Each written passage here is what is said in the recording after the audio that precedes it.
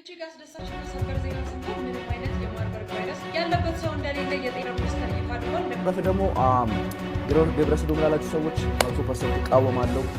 ገብረ ኢየሱስ ጋርም አውርቼ ነበረ። እነሆ ያልነው ደርሶ አሁን ታላቅ ቤተክርስቲያን በዩኔስኮ የተመዘገበን ዋብዬዎቹ ቤተክርስቲያኑ ወደ መስጊድ ለመቀየር ጠንክረው እየሰሩ ይገኛል።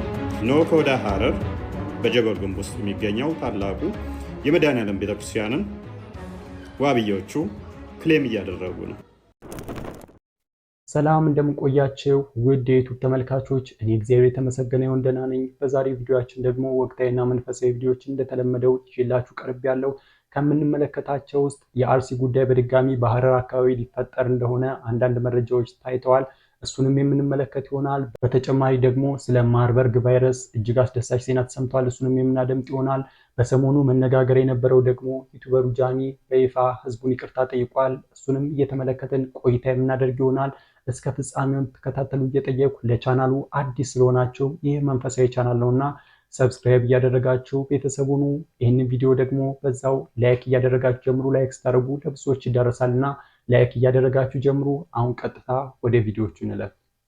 የፈሩት ይደርሳል፣ የጠሉት ይወርሳል ይባላል። እነሆ በተደጋጋሚ ዋብዬዎቹ የሱፊዎችን ወይም ደግሞ የአባሾችን መስጊድ እየነጠቁ እንደነበረ ቀጣይ የእኛም ቤተክርስቲያንም ክሌም እንደሚያደርጉ በተደጋጋሚ ስናሳውቃችሁ ቆይተናል። እነሆ ያልነው ደርሶ አሁን ታላቅ ቤተክርስቲያን በዩኔስኮ የተመዘገበን ዋብዬዎቹ ቤተክርስቲያኑ ወደ መስጊድ ለመቀየር ጠንክረው እየሰሩ ይገኛል። በቅድሚያ ግን ይህን ቪዲዮ ለማስታወስ ያህል አዳምጡት። ምን አላቸው መሰላችሁ? ለምን ይደበድባሉ? መሻይኮቻችን ለምን ያሰቃያሉ? መስጊዳችንን ለምን ይወራሉ? ለምን ያስወጡናል ካላችሁ ምን አላቸው? አዩሃ ሙስሊሙን ይላቸዋል። ሙስሊሞች የሚለው አዩሃ ወሃቢዩን ማለት ነው። ላ የንፈዑ ኢስላሙኩም ኢላ ኢዛ አዕለንቱም ልሐርበ ሻእዋአ አላ ሀዚህ ጥሩቅ ይላል። በእነዚህ በሱፊያዎች ላይ በጣም ኃይለኛ የሆነ ጦርነት እስካልከፈታችሁ ድረስ እስልምናው አይጠቅምም። ወቀቦይቱም አለይሃ ኢንሻአላህ ይሄ ነው የሚነገረው። እኔ ትናንትም ተናግሬያለሁ። ዛሬም እንደ ቅቤ ስናለባብስ ይኸው ተቋም እስከ መወረስ ተደረሰ። ምኑም ይሄ ነው፣ የመጣችሁበትም ይሄ ነው፣ የምንነጋገረውም ዛሬም ነገም ይሄ ነው። ያስበቁን አንገታቸውን ደፍተው ዋህብያ አትበሉ ሲሉ የነበሩ ሰዎች ናቸው። አሁንም ይሄን እናስቀጥላለን ወይስ አናስቀጥልም ነው? አናስቀጥልም። ሱፊያ ከነቃ ንቃ። እኛ ውስጥ የሚኖር አንገቱን ደፍቶ ባካችሁ ተዋታንሱ ሙስሊሙ እንዲለው የሚሉ ሰዎች ናቸው። ያስገደሉንም ከመስጊድ ያስወረዱ። ስለዚህ የሚለው እንግዲህ አይደለም፣ የዋህብያን ነው ያቀረብኩት። ምን አለ መሰላችሁ? አዩሃል ሙስሊሙን ላ የንፈዑ ኢስላሙኩም ኢላ ኢዛ አዕለንቱም ልሐርበ ሻእዋአ አላ ሀዚህ ጥሩቅ ወቀዶይቱም አለይሃ ፈአኽረጅቱሙሃ ሚን በይኒ ጁኑቢኩም ወሚን ቁሉቢኩም ወመጃሊሲኩም ወመጃሚዒኩም ወመሳጅዲኩም ወዘዋያኩም። ይሄ መሰማት የለበትም። ለምን ይጠሉናል ካላችሁ ከቀልባችሁ ውስጥ ማንቀራችሁ ክፏቸው ብሏል። ከመስጊዳችሁም አስወጧቸው፣ ከዛውያውም ይምጡ። ሐሪቡሃ ተዋጓቸው፣ ቀብለ አንቱ ሐሪቡል የሁድ ፈኢነሃ ሩሑል የሁድ ወልመጅሙስ አለ። ያው የመጁሳው የይሁዳው ይቀጥላል። መጀመሪያ ግን ማን ነው ተዋጉ የሚለው? ሱፊያው። እንግዲህ እንደሰማችሁት የሱፊው ኡስታዝ ሲናገሩ ዋብያዎች መስጊዳቸውን እየነጠቋቸውና እያስወጣቸው እንደሆነ እየተዋጓቸውም እንደሆነ ቀጣይ ደግሞ አይሁዶችና ክርስቲያኖችን እንደሚዋጉ የሚናገሩ ኪታቦቻቸውን እያስተዋወቁ ነበረ። እናም ንቁ ሱፊዎችን እያሉ ነበረ። እኛም በተደጋጋሚ ክርስቲያኖች አይቀርላችሁም፣ ቅድሚያ ውስጥ ያለውን ካጠራችሁ በኋላ ቀጣይ ክርስቲያኖችና አይሁዶችን ተዋጉ ነው የሚለው አስተምሮታቸው። ቤተክርስቲያናችሁን ይነጥቋችኋል የሚል ጠቁመናችሁ ነበረ። እነሆ ከወደ ሐረር በጀጎል ግንብ ውስጥ የሚገኘው ታላቁ የመድኃኔዓለም ቤተክርስቲያንን ዋብዬዎቹ ክሌም እያደረጉ ነው። ታሪክ ይጽፋሉ፣ ታሪክ ይፈጥራሉ በራሳቸው። ከዛ በኋላ ያ ቤተክርስቲያን በአፄ ምኒልክ ጊዜ አስቀድሞ መስጊድ ነበረ፣ አፄ ምኒልክ ወስዶብን ነው የሚል ተረት ተረት ለልጆቻቸው ይነግሩ ያሳደጉና አሁን እነሆ አቅም ሲያገኙ ቤተክርስቲያኑ ወደ መስጊድ መቀየር አለበት እያሉ ነው ክርስቲያኖች። ቤተክርስቲያኑ እንግዲህ ታላቅ ቅርስ ተብሎ በዩኔስኮ የተመዘገበ ነው። ግን ክርስቲያኖችን እዛ አካባቢ ያሉትን አጽድተዋቸዋል። አሁን ክርስቲያኖቹን አጽድተዋል። ቤተክርስቲያኑ ደግሞ ወደ መስጊድ መቀየር አለበት እያሉ ከፍተኛ ንቅናቄ እያካሄዱ ይገኛል። አባቶች ምን እያሉ ነው? እኛስ ምን እየሰራን ነው? ይህ መረጃ ለማንኛውም ሼር አድርጉት።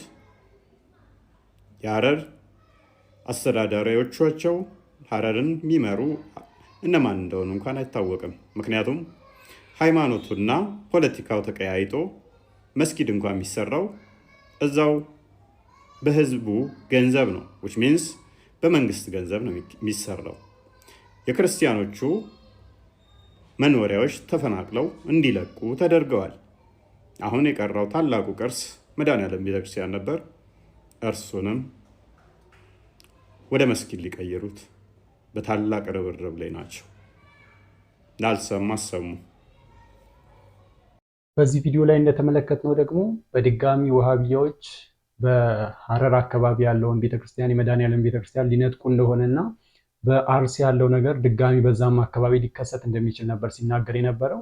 የራሳቸው ደግሞ ሙስሊም ሲባል ሙሉ ሙስሊሞችን እንዳትይዙ፣ ሙስሊም በሁለት የተከፈሉ ሲሆን ወሃቢያና ሱሪያን ያሏቸው ሁለት አይነት ወገን አላቸው። እነሱ ላይ እንኳን ተነስተውባቸዋል። የራሳቸው ላይ ተነስተው እነሱንም ከመስጊዳቸው እያባረሩ ነውና እነሱን አሸንፈው ወይም እነሱን አባረው ሲቀጥሉ ቀጥታ የሚመጡት ደግሞ ሀበሾች ብለው ወደሚጠሩን ወደ ክርስቲያኖች ነውና በሐረር አካባቢ እጅግ አደገኛ ነገር እያንዣበበ ነው።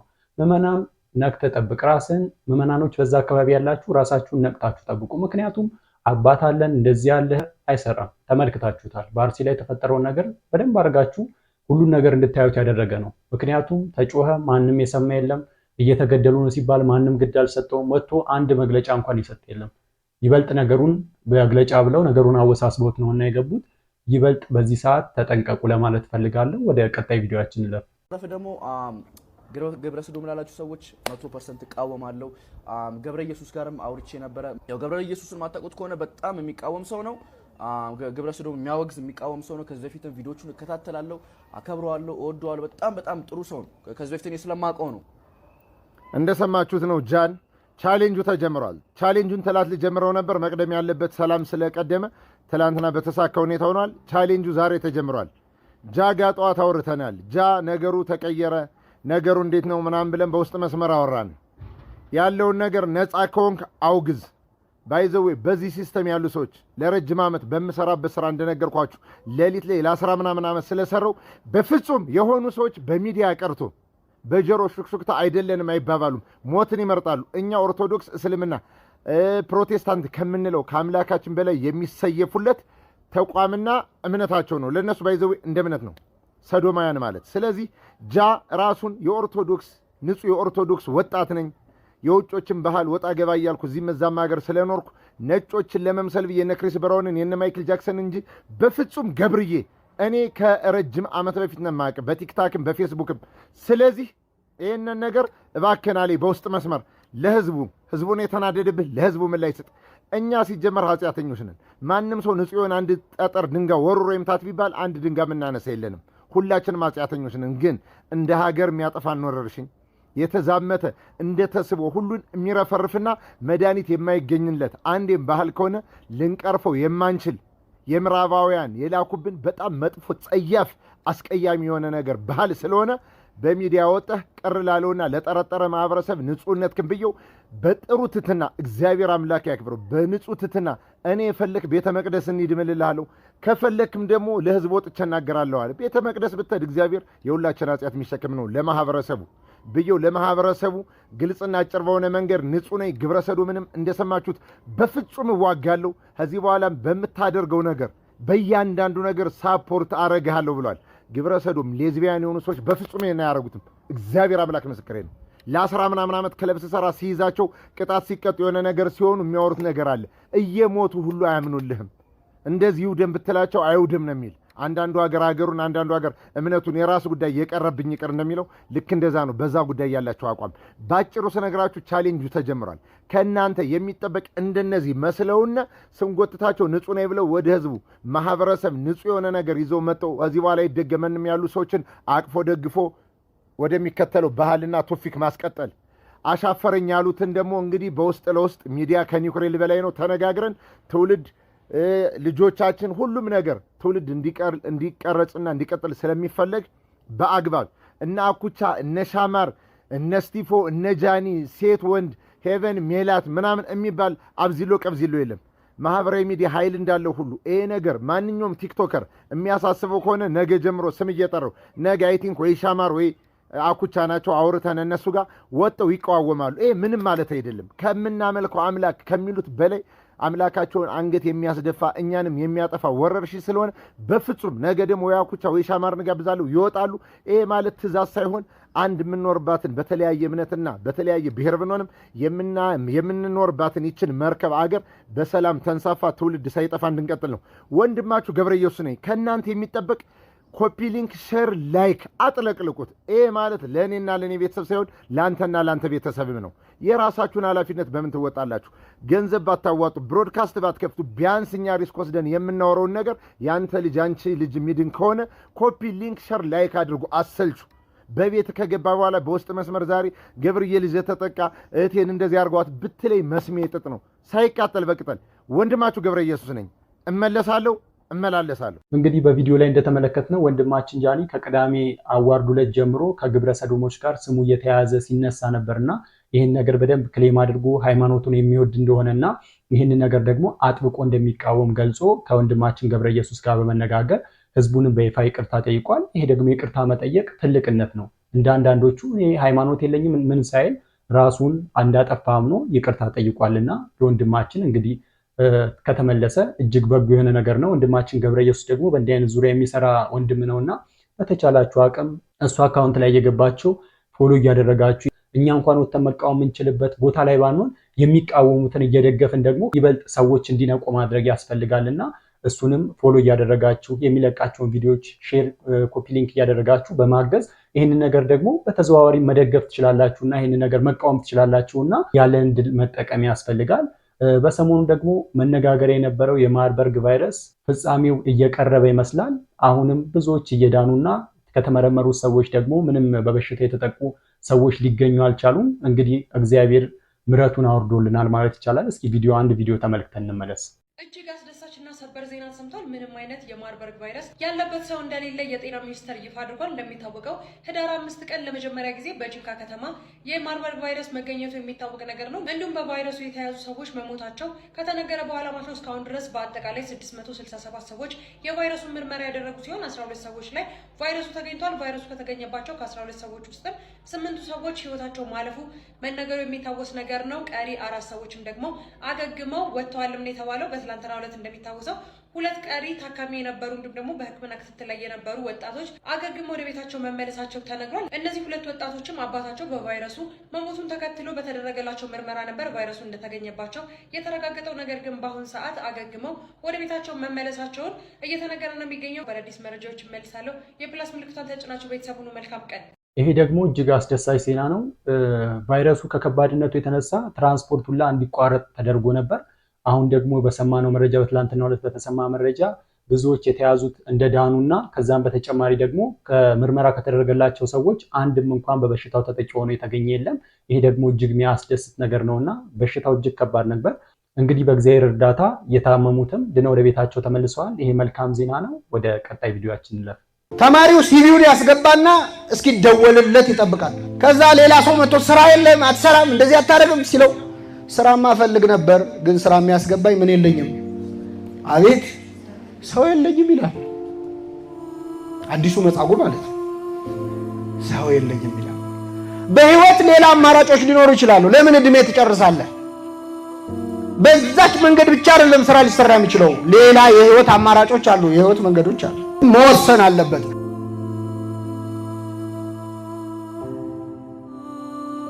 በማያውቁ ሰዎች ፖድካስት ተስበን የነሱን እየሰማን ትልልቅ ሰዎች አፋቸውን ይዘው ቁጭ እንዲሉ ያደረግን በእውነት የመከነን ትውልድ ነን። እግዚአብሔር በእውነት ከመቃብርና ከሞት ያስነሳል። አደገኛ ዘመን ያለንበት ዘመን፣ ትልልቅ ሰዎች አይደመጡበትም ዘመኑ። ይሄ ዘመን በሚዲያ ወጥተው ቀድመው ያወሩ ሰዎች ብቻ የሚከበሩበት ዘመን፣ ከጀርባ ያሉት ሞተር የሆኑት ዋና የሆኑት አባቶች የማይደመጡበት ዘመን ይሄ ዘመን።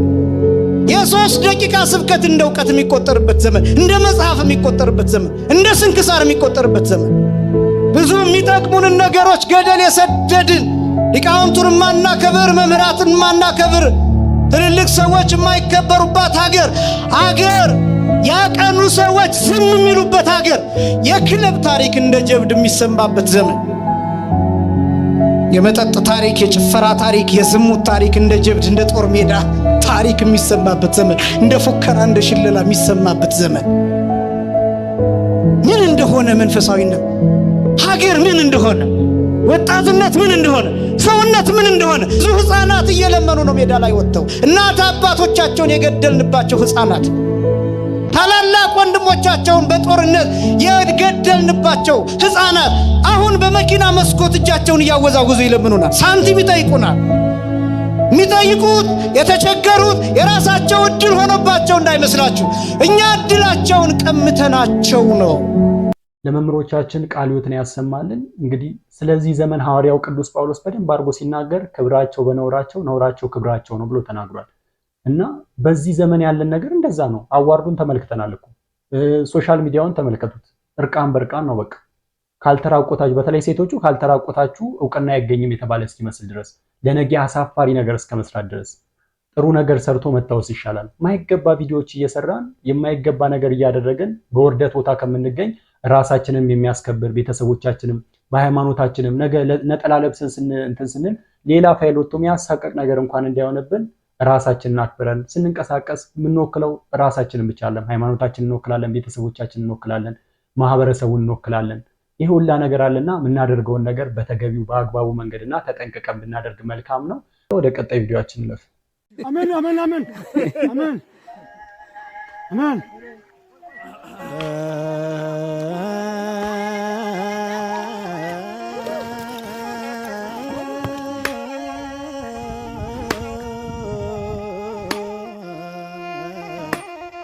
ምነው ወዳጄ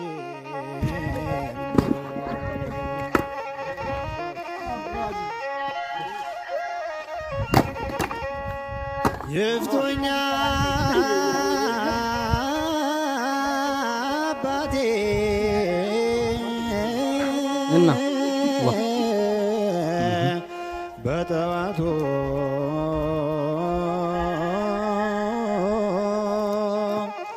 ወጥቶ ቀሪና ሸሞ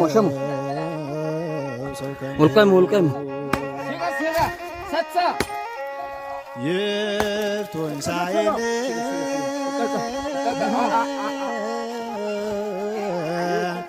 የበረረ እንደታሰረ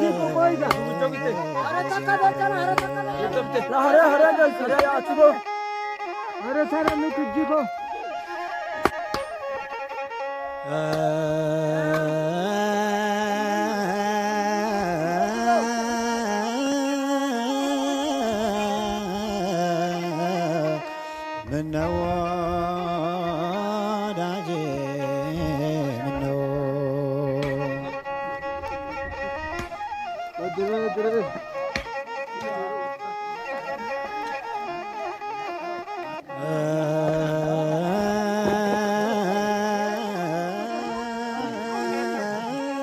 ይህ ቪዲዮ ደግሞ እንግዲህ ከምንሰማቸው አስጨናቂ ነገሮች አንጻር በቤተክርስቲያን ላይ ከሚደርሰው አንጻር እንዲህ አይነት ደግሞ ሁኔታ መመልከት እጅግ ደስ ያሰኛልና አባቶች በጉልበታቸው ያላቸውን ነገር ሰጥተው የራሳቸውን የማምለኪያ ስፍራ ቤተክርስቲያናቸውን ለመገንባት እንዲህ ሲሯሯጡ እንደዚህ ሲያደርጉ መመልከት እጅግ የሚያስደስት ነገር ነውና ወንድማችን ደግሞ በቲክቶክ ላይ አንድ የሚሰራ ወንድም አለ። ወንድማችን ስሙ ባለሳሳት ውብሸት መሰለኝ።